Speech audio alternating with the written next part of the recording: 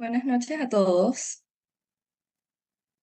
Gracias por conectarse. Nosotros somos el grupo número 6, los crómicos. Nuestro asesor es el doctor Néstor Vega y hoy les vamos a hablar sobre el síndrome del intestino corto y sus opciones quirúrgicas. Ok. Para iniciar, vamos a definir qué es el síndrome de intestino corto. Este se puede definir como un cuadro de malabsorción y aumento de pérdidas digestivas de macro y micronutrientes que ocurre tras una resección intestinal masiva. Se define como con un intestino delgado remanente menor de 200 centímetros en los adultos. Esto representa alrededor de un 50% de la longitud de un intestino normal. Sin embargo, esta longitud no es tan precisa, ya que influyen otros factores como la calidad del intestino remanente, la motilidad del mismo, y en niños también depende mucho de la edad. Por ejemplo, un recién nacido tiene solamente 250 centímetros de intestino delgado y alcanza a la edad adulta una longitud de 6 a 8 metros.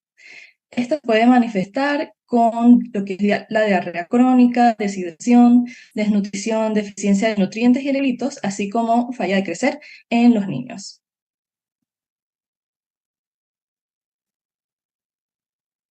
Okay. Un poco sobre la epidemiología.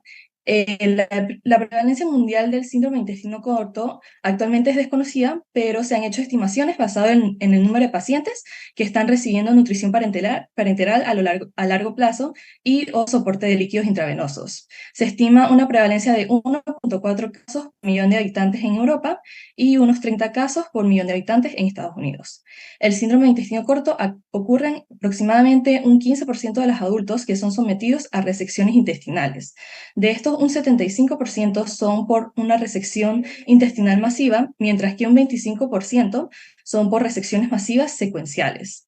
También se ha visto reportado más frecuentemente en mujeres que en hombres, y esto se piensa que puede ser por la longitud más corta del intestino delgado en mujeres que en hombres. La dependencia de nutrición parenteral es de 74% al año, a los 2 años es de 64% y a los 5 años es de 48%. Y esto está significativamente asociado a un intestino delgado remanente menor de 75 centímetros. Y la mortalidad podemos ver que es bien alta, alcanzando desde un 30 a un 50%. La etiología del síndrome de intestino corto depende eh, un poco de la persona. Por ejemplo, en los niños la causa más común es la enterocolitis necrotizante y otras causas serían malformaciones congénitas como la atresia intestinal, gastrosquisis y el vólvulo y rotación intestinal. En adultos la causa más frecuente es la resección de adherencias. También puede haber síndrome de intestino corto por resección intestinal por enfermedad de Crohn. Esto lo vemos en pacientes más jóvenes. En pacientes mayores puede haber síndrome de intestino corto por necrosis isquémica y otras causas menos frecuentes tenemos la enteritis por irradiación y tumores o traumatismos. Ok, ahora yo les voy a hablar sobre los factores de adaptación. La adaptación intestinal es el mecanismo de recuperación funcional del tracto digestivo que ocurre en el estado post-resección de los que tienen este síndrome. Esto en las 24 horas que se hace la resección intestinal y continúa hasta durante 2 años. El éxito de esta adaptación intestinal va a depender de muchos factores. Podemos mencionar factores anatómicos, como por ejemplo la extensión y el lugar de las resecciones intestinales, lo que vendría siendo también la salud del paciente, el estado nutricional, el mecanismo de apoyo nutricional que se le brinda a estos pacientes en el pre y perioperatorio, y la recuperación de los mecanismos reguladores endocrinos de lo que vendría siendo el tracto digestivo. Siguiente, por favor. Ok, entonces, se han identificado 3 fases de adaptación intestinal: la fase aguda, la fase adaptativa y la fase de mantenimiento. La fase aguda vendría siendo, pues, el periodo después de la resección hasta 4 semanas, 4 semanas posteriores a la resección. Su objetivo es la estabilización de las secuelas de diarrea, malabsorción y dismotilidad del paciente. Cabe decir que en esta fase, pues, se caracteriza porque hay una hiperemia de la pared intestinal y se puede observar un aumento del flujo sanguíneo al intestino remanente hasta 4 semanas posteriores a la resección. Por eso es que comprende este periodo. Estos cambios van a promover la hiperplasia de la mucosa y esto va a llevar o sea, va a ocasionar que haya un aumento en el número y tamaño de criptas y velocidades del hilo. La estimulación terapéutica gradual de los macronutrientes en la mucosa intestinal ileal también va a ayudar a conducir a un aumento en el área de superficie de absorción que va a llevar a que estos pacientes pues, puedan ir mejorando poco a poco. En la fase adaptativa, esta sí ya conlleva lo que vendría siendo desde 1 hasta 2 años posteriores a la resección, y el objetivo es lograr la máxima adaptación intestinal con un aumento gradual de la exposición nutricional. Al pasar este tiempo, ha habido evidencia de que hay un aumento en la profundidad de las criptas y en el número de células del tracto gastrointestinal en estos pacientes. Y para terminar, la fase de mantenimiento, que ya esta vendría siendo a largo plazo, y que el objetivo de esta fase es la optimización del equilibrio de líquidos y del régimen dietético, que ya vendría siendo individualizado según el paciente. Siguiente. Ok, los cambios funcionales en los enterocitos. Estos cambios también son elementos claves para aumentar la capacidad de adaptación del intestino. Puede ocurrir en esta adaptación un aumento de la capacidad de la absorción y se da la diferenciación de las células, de las células mucosas especializadas, optimizando lo que es el transporte y el intercambio de los electrolitos, como lo son el sodio y el calcio. Esta adaptación funcional ocurre a nivel del colon remanente a través de un proceso llamado hiperfermentación de los carbohidratos no digeridos por las bacterias del colon. Entonces, lo que ocurre es que se da la conversión de los carbohidratos en ácidos grasos de cadena corta y de esta manera se reabsorben a nivel del colon. Y esto se ha demostrado que es un mecanismo de preservación de energía. También cabe recalcar que la diarrea a nivel de la fase aguda es una característica muy destacada, pero cuando se da la fase adaptativa, se puede lograr a largo plazo el equilibrio de tanto los líquidos como los electrolitos y la nutrición, mediante una desaceleración del tiempo del tránsito intestinal. La integridad estructural del intestino se puede mantener mediante lo que es la estimulación enteral, pero cuando ocurren diversos factores que no se pueda dar la nutrición enteral, esto puede ocasionar en el paciente que se haya atrofia de la mucosa, embotellamiento de las vellosidades y criptas, cambios en la integridad del borde de cepillo y también aumento de la permeabilidad de los líquidos. También cabe resaltar que a mayor complejidad de la nutrición en el paciente, se puede aumentar la adaptación del intestino mediante lo que es la promoción de las secreciones pancreatobiliares, la estimulación de las secreciones de las hormonas neuroendocrinas y por el uso continuo de la superficie de absorción intestinal. Por ejemplo, si los pacientes con síndrome del intestino corto consumen triglicéridos de cadena larga, esto va a producir que se haya una inducción de la hiperplasia intestinal con mayor medida a pacientes que ingieran triglicéridos de cadena corta o cadena media. También es importante resaltar la importancia de la glutamina, ya que la glutamina es la principal fuente de energía para el crecimiento y el metabolismo de los enterocitos. Han habido diversos estudios que han demostrado que cuando se agrega glutamina a una nutrición parenteral, se agrega el suplemento de la glutamina, este reduce la gravedad de la atrofia intestinal que induce la nutrición parenteral, como mencioné anteriormente. Sin embargo, también se ha estudiado agregar glutamina en una nutrición enteral y de esta manera no parece afectar ningún cambio a nivel intestinal. Así que básicamente la importancia de la glutamina se destaca cuando se da a nivel parenteral. Y también se ha estudiado la combinación de la glutamina con la hormona de crecimiento, y este tiene una gran importancia, ya que se ha visto que en estos pacientes que utilizan esta combinación han tenido un mayor mantenimiento tanto de los líquidos como de los electrolitos a largo plazo. Siguiente. Para el manejo general del paciente con síndrome de intestino corto, se tienen estos 5 puntos a tratar: la reposición de las pérdidas líquidas y electrolitos por vía intravenosa, los suplementos de vitaminas y minerales, el tratamiento farmacológico, el soporte nutricional adecuado y el tratamiento quirúrgico, que es lo que vamos a estar abordando. Siguiente. En caso de no alcanzar la adaptación intestinal, tenemos lo que son las diferentes técnicas quirúrgicas para ya sea aumentar el tiempo de tránsito intestinal o para alargar la longitud del intestino. No existen alguna contraindicación con la que se pueda practicar lo que es la cirugía en el paciente con el síndrome de intestino corto. Más que nada se toman en cuenta algunos motivos o más bien indicaciones para hacer esta cirugía. La primera sería buscar que el paciente se destete de la nutrición parenteral por el aumento del riesgo de daño hepático.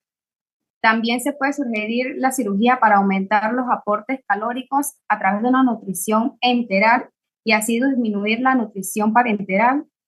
También para resolver complicaciones como la estenosis o las fístulas intestinales, porque se sabe que estas agravan el síndrome de intestino corto. Y por último, pero no menos importante, es el fracaso de las otras opciones terapéuticas que tenemos para el paciente.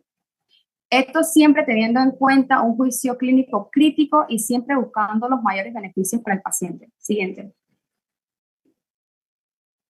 La primera de las técnicas es la interposición de asas antiperistálticas. Estas básicamente son asas que actúan como válvulas fisiológicas. Su principio es el de alterar la actividad mioeléctrica del intestino porque se crea un peristaltismo retrógrado. Esto, más que nada, interrumpe la motilidad del intestino proximal. Para poder realizarse, se tiene una recomendación de asa antiperistáltica con una longitud mínima de 10 centímetros en adultos y 3 centímetros en niños. Pero como toda técnica tiene sus desventajas y dos de las principales serían el sacrificio de esa porción del intestino o incluso puede agravar el síndrome del intestino corto. Para esta técnica se ha descrito en la mayoría de los casos de la literatura que hay un enlentecimiento del tránsito intestinal y hay un aumento de la absorción, pero también hay mejoras clínicas inmediatas. Sin embargo, son frecuentes los que son las recaídas. Siguiente. Esta es una revisión del Annals of Surgery de una reversión segmental del intestino delgado como alternativa al trasplante intestinal en pacientes con síndrome de intestino corto. Básicamente habla de que la longitud media del intestino remanente fue de unos 40 centímetros, la longitud del segmento revertido fue de 12 centímetros, 7 fueron distales y 1 fue proximal. Para estos pacientes se le dio un seguimiento de 35 meses aproximadamente, en donde se reportó un fallecido por embolismo pulmonar al 7º mes, 3 pacientes destetados de la nutrición parenteral, un paciente requería solo líquidos intravenosos y electrolitos, 3 pacientes se les disminuyó la nutrición parenteral cíclica nocturna entre 3 y 5 días. Para esta y las otras técnicas que van a mencionar mis compañeros, se deben considerar los principios básicos del manejo quirúrgico, que son: 1, preservar tanto intestino como se pueda, en especial en el caso del intestino delgado, porque se dice que a mayor longitud intestinal existe una mayor probabilidad de destetar a estos pacientes que tengan una nutrición parenteral. Y además se va a restablecer la continuidad intestinal tan rápido como sea posible mediante el cierre precoz de estomas. Siguiente. Bien, la segunda técnica es de interposición colónica. Esta técnica fue descrita por Hochscher en 1971. Un punto clave es que la actividad peristáltica del intestino delgado no es igual a la actividad peristáltica del colon, porque la del colon es más lenta y más sedentaria. Entonces, esta técnica comprende lo que es la interposición de un segmento del colon, principalmente entre el yeyuno y el ilio, como se ve en la imagen. Este segmento se coloca en dirección isoperistáltica y proximal porque es la manera en que se han dado los mejores resultados. La idea es que el colon isoperistáltico que se colocó prolongue el tiempo del paso de los nutrientes a través del intestino delgado. Esto va a actuar disminuyendo la velocidad de vertido de nutrientes del intestino delgado y aumentando la absorción de agua y electrolitos. Según la literatura, en pacientes pediátricos, la longitud óptima del segmento del colon debe ser al menos de 3 centímetros. Bien, en modelos animales se ha demostrado que el segmento del colon que se adaptó va a cambiar hacia características del intestino delgado. Entonces, esto se reveló por examen histológico. La mucosa del colon interpuesto mostraba lo que era hipertrofia e hiperplasia de las criptas. Y también demostraba que hay células que se asemejan a las células de Paneth que se encuentran en el intestino delgado. Esto recordando pues que el intestino grueso va a tener unas criptas que son mayoritariamente células secretoras de moco, que son las células caliciformes. Y también que el intestino delgado pues tiene vellosidades intestinales y el colon no. Siguiente. Dentro de las ventajas de interposición colónica, pues tenemos que la principal es que no se compromete la viabilidad del intestino delgado porque no es la que se utiliza. La función colónica residual no se ve afectada y el procedimiento es posible siempre y cuando el intestino delgado restante es demasiado corto para hacer otra técnica. A pesar de estos beneficios, pues se ha demostrado que el procedimiento tiene un uso muy limitado y en la literatura hay casos muy restringidos. Sin embargo, esta técnica puede causar lo que es una obstrucción funcional también. Actualmente, su uso es restringido por la alta mortalidad que hay en relación con la técnica por sepsis por éstasis y sobrecrecimiento bacteriano. Sigue.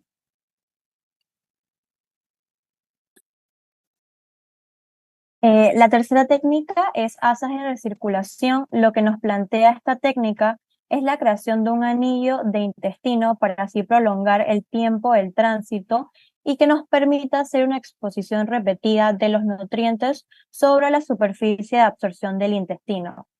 Estas asas van a ser creadas a partir de los remanentes del intestino y la realización de múltiples anastomosis en el intestino para poder crear un circuito, ya que lo que deseamos buscar es hacer una derivación en el intestino que nos permita redirigir la dirección de los líquidos y los nutrientes hacia una mucosa que sí tenga la capacidad de absorción conservada.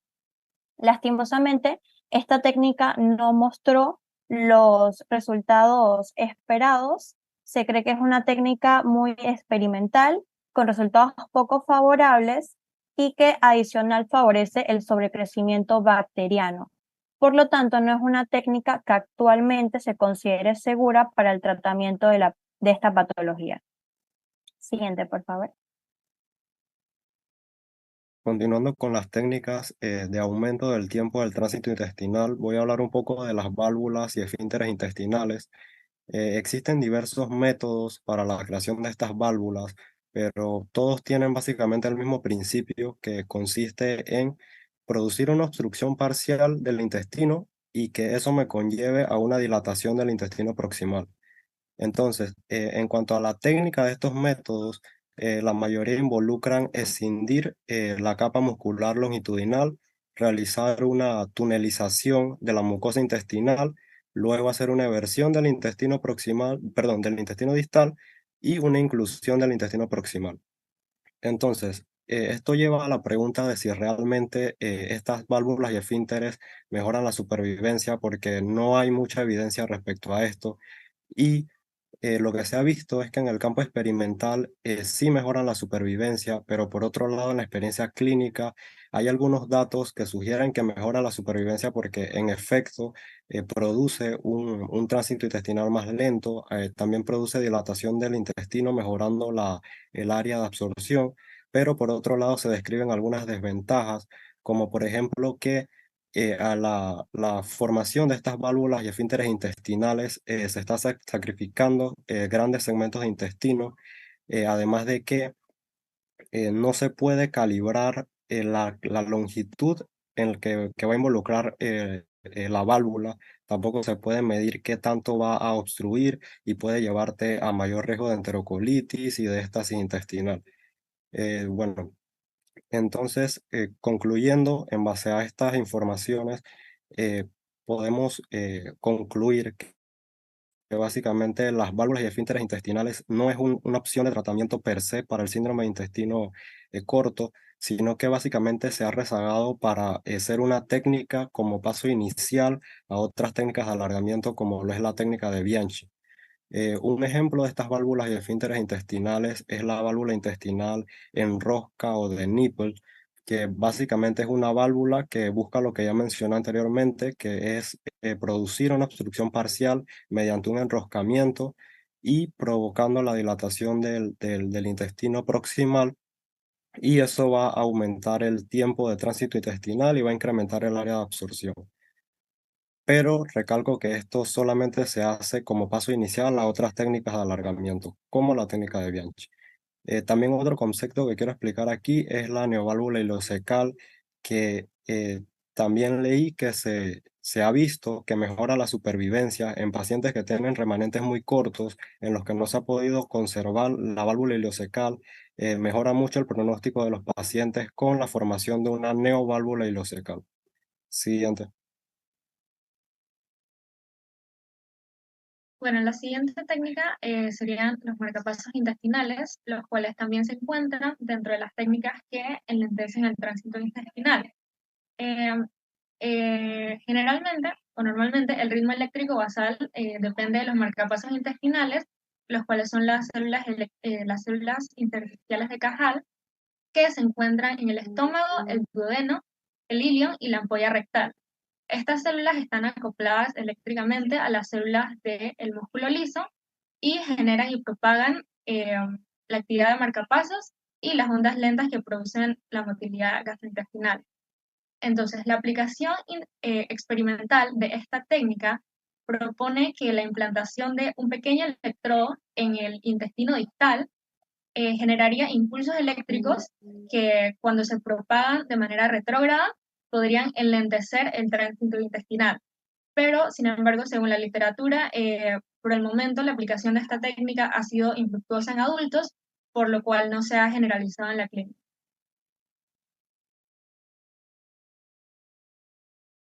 Entre las opciones quirúrgicas reconstructivas para aumentar la longitud intestinal son la técnica de Bianchi y el alargamiento intestinal con modelaje, y también el STEP, que es la enteroplastia transversa seriada. Entonces, la técnica de Bianchi es el procedimiento de alargamiento intestinal de forma longitudinal. Esto está basado en el hecho de que el suministro vascular de las asas de intestino delgado ascienden por el mesenterio y se dividen en dos árboles vasculares, uno hacia cada hemicircunferencia. Siguiente. Entonces, esta técnica consiste en la disección entre ambas hojas peritoneales, lo que hace que se crea un espacio intervascular en el borde mesentérico del intestino, lo que hace que se divida la irrigación por igual entre ambos segmentos. Entonces, luego se hace la sección de la intestinal dilatada en dos segmentos intestinales paralelos, con el uso ya sea de una engrapadora o de suturas en el eje longitudinal del asa. Entonces va a dar como resultado dos hemiasas paralelas y simétricas, como vemos en la imagen 3. Entonces los segmentos separados se van a anastomosar en continuidad. Se hace la unión del extremo distal de un asa y del extremo proximal de la otra, y se crea así una S perezosa de intestino, lo que hace que se duplique la longitud de este. Siempre hay que ser consciente de que pueden existir variaciones anatómicas, como el hecho de que el suministro de sangre sea predominante de un lado de la pared intestinal más que de otro, y esto puede llegar a limitar el éxito del procedimiento. Siguiente. Entonces, entre los criterios anatómicos para seleccionar pacientes para esta técnica podemos incluir que el diámetro intestinal sea mayor de 3 centímetros, que la longitud del intestino delgado residual sea mayor de 40 centímetros y que la longitud del intestino dilatado sea mayor de 20 centímetros. Esta técnica puede utilizarse en cualquier segmento del intestino, menos en los que tenga menores de 10 centímetros o que cumplan con los criterios. Y también es importante saber que no puede realizarse sobre segmentos que hayan tenido enteroplastías previas. Siguiente. Entonces, los riesgos inmediatos del procedimiento son los mismos para cualquier cirugía gastrointestinal que sea compleja.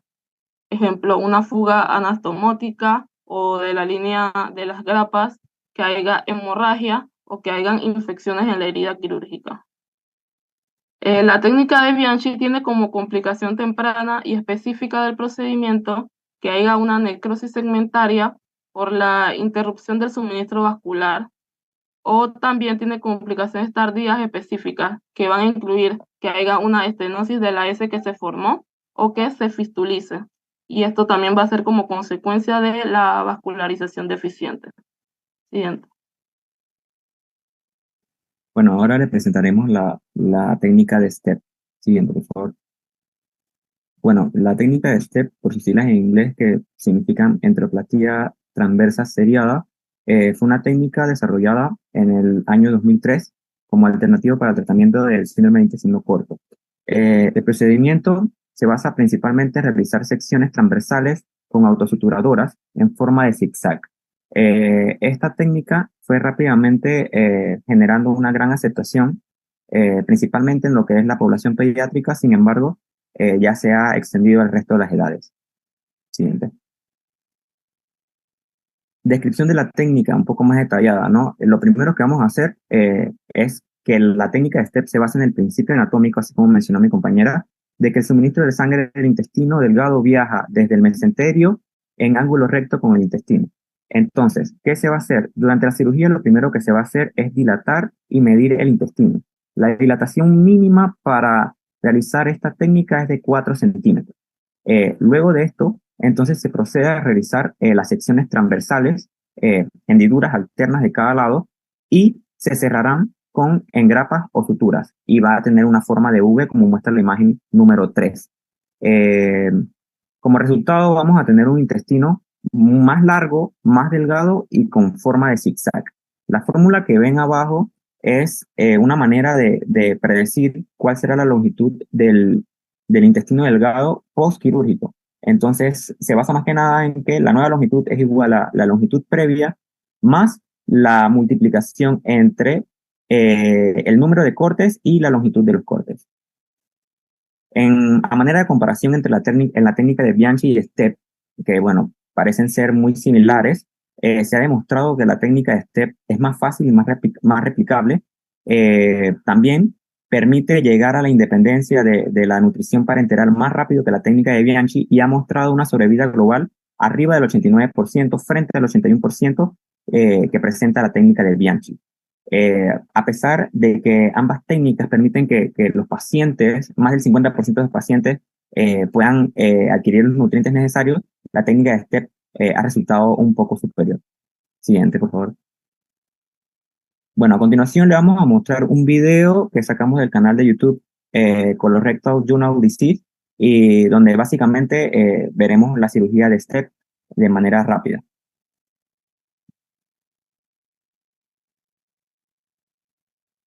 First of all, the total remaining bowel should be measured.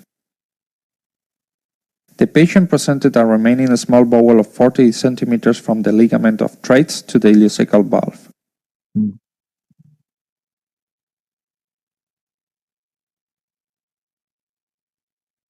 Transverse serial enteroplasty is based on the anatomic principle that intestinal blood supply is placed at 90 degrees to the longitudinal axis to the bowel. This longitudinal axis is being highlighted in the video with the surgical pencil, since the short bowel tends to roll over during the surgery. It is crucial to have previously marked the antimesenteric edge to avoid intestinal devascularization. This reference will help to guide the subsequent staple lines axis. Accordingly, parallel intestinal staple sections can be performed without compromising intestinal vasculature and therefore minimizing the risk of subsequent staple leakage.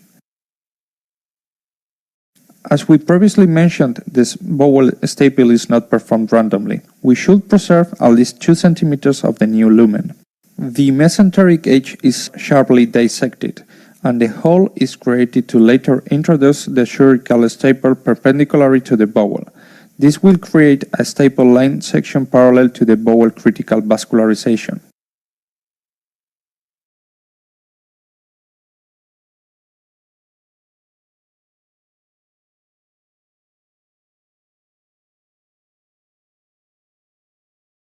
As we can see in the video, the bowel tends to roll over, and it is important to highlight the antimesenteric edge to have a reference during the surgery. The staple direction should be alternated side to side. This alternating maneuver creates a bowel lumen channel that is both smaller in diameter but longer than the previous bowel. Intestinal adaptation in short bowel patients include mucosal hyperplasia along with intestinal dilatation. Although these changes aim to increase the intestinal functional surface, usually lead to bowel dysmotility and bacterial overgrowth.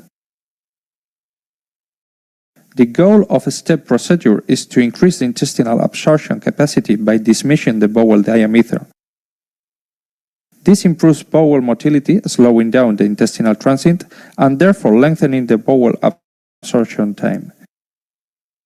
This will increase the absorption of fats and carbohydrates and reduce bacterial overgrowth. As previously mentioned, the achieved intestinal elongation depends on the number of sections made and the length of the transversal section. Thus, full advantage of the dilatation of the intestine should be taken, and transversal sections are made as long as possible without stenosing the intestinal lumen. We continue making sections leaving a minimum intestinal diameter of 2 cm. After the intestinal transverse staple section is completed, reperitonizing suture is performed to minimize the staple line leak risk. Finally, the total gained intestinal length was 70 cm.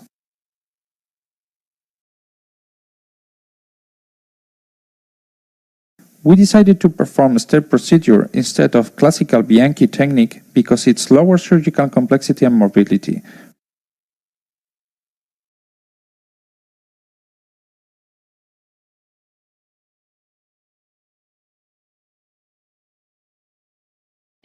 Para el pronóstico de los pacientes con síndrome de intestino corto, se dice que en pacientes que tengan más de 180 centímetros de intestino delgado normalmente no requieren nutrición parenteral. Cuando estos presentan más de 90 centímetros, se les da nutrición parenteral menos de un año.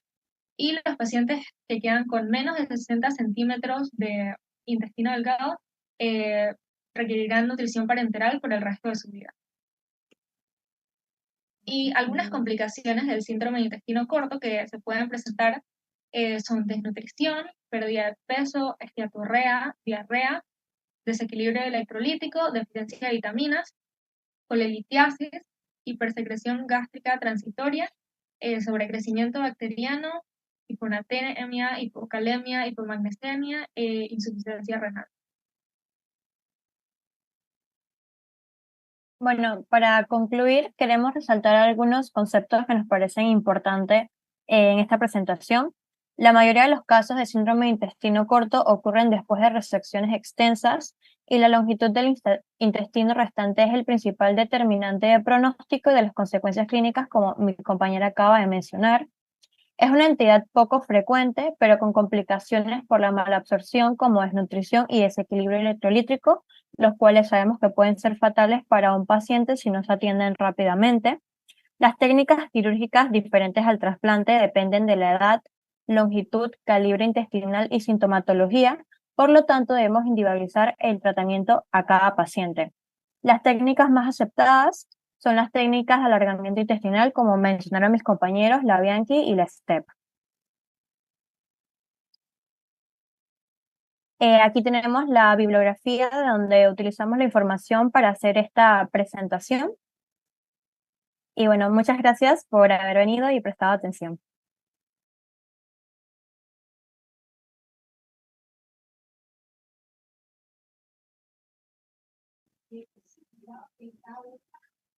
Buenas, ¿cómo están? ¿Alguien tiene alguna pregunta, algo que no haya quedado muy claro? ¿O algún comentario?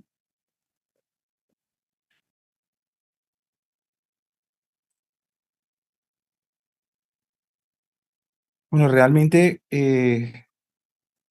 como ustedes han visto, en el síndrome de intestino corto no hay nada completamente escrito, ¿ya? Han hecho una excelente revisión de todas las técnicas, pero ustedes encuentran que todas estas técnicas, si ven el número de casos, no son tantos los casos, ¿ya? Para decir que es el gol estándar o no. eh, y realmente es un gran problema, o sea, un gran problema para, tanto para el cirujano y también para el paciente. Entonces, es tratar de evitar de alguna manera de no llegar a un síndrome de intestino corto. Los que peor les va son o los muy viejos o los muy jóvenes, o los muy niños. Porque básicamente la pérdida de un intestino o bastante de intestino corto son pacientes que tienen en los niños malrotaciones horribles, que son severas complicaciones en los niños muy chiquititos, ¿ya? Y los adultos, sobre todo en la fase de la trombosis mesentérica, que tenemos que hacer resecciones amplias. Entonces, la única manera es como prevenir o tratar de llegar al intestino corto. O sea, pero es difícil. Y el problema es que no solamente el intestino no solamente es la parte, por decir así, de absorción de los alimentos, sino también es una fuente importante de inmunológica ante las otras infecciones. Entonces, es difícil mantener la viabilidad. Y se maneja de una manera como un reloj suizo, ¿ya? El intestino se maneja, el intestino delgado, tanto el de yeyuno, el ilio, el estómago también y el intestino grueso, cada uno tiene su peculiaridad. Entonces, si hemos hablado sobre todo, ustedes lo mencionaron, la parte de que si interponemos colon, hay una ileación del intestino grueso. Y bueno, pero eso realmente como no se comportan adecuadamente, es difícil de tener esto en consideración. Es decir, que no está dicho hasta el final. Y les repito, han hecho una muy buena revisión de todas las técnicas y hasta la parte también de la experimental de los marcapasos, que yo creo que como que por ahí va la cosa, ¿no? Por ahí va a ir la cosa porque antiperitáltica, hacer la parte de STEP también es buena y la parte de la utilización sí, el STEP, que es la parte de utilizar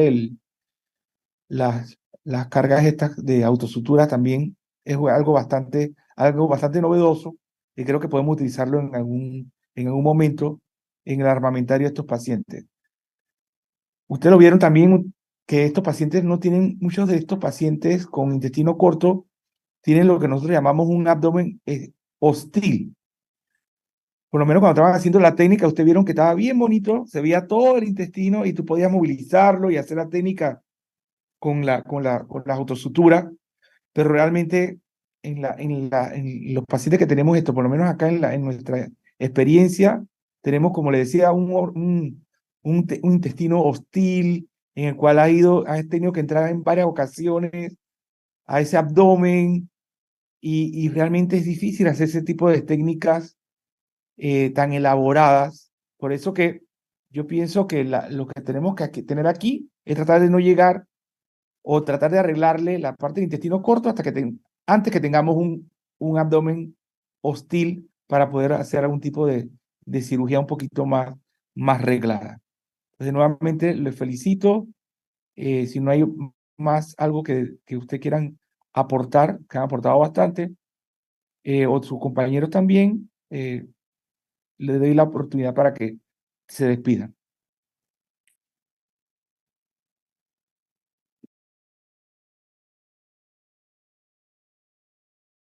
Bueno, creo que eso sería todo. En verdad, muchas gracias a todos los que vinieron al webinar y muchas gracias a usted, doctor, por tomarse el tiempo de escucharnos y darnos esas lindas recomendaciones.